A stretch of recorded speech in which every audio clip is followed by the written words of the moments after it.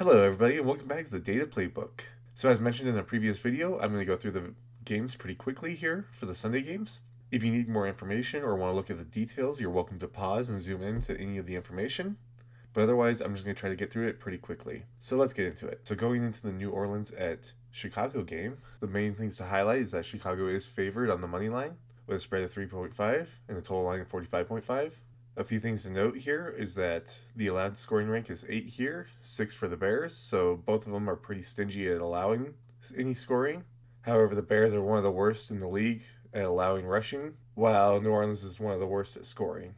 So you may have a low scoring game, kind of a stalemate kind of game, but it all depends on how they want to approach the game. You do have the Bears with a higher average in fantasy, scoring more points on average.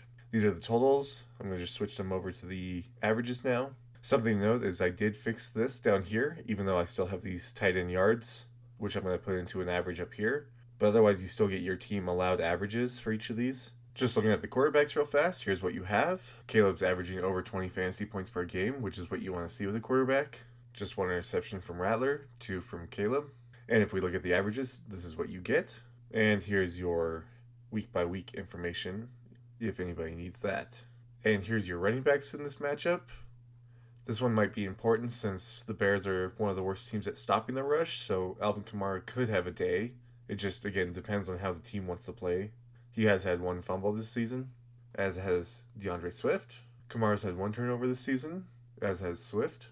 And here's your information week by week if you need it. Swift with his best week last week with 108 yards, and Kamara has not had a terribly wonderful week since week 2. So maybe you get another week from Kamara, but it's hard to say.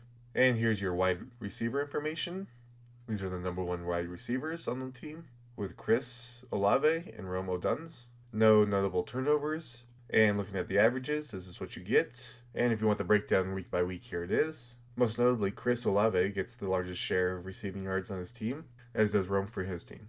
In this new format, since we have a little bit more time, I'm actually going to flash up the second wide receivers too. So if you want to look at some of these, so if you want to go through some of the number 2 receiver information here you have it. And moving it over to the averages. As expected, Rashid's the second largest share of receiving yards on the team.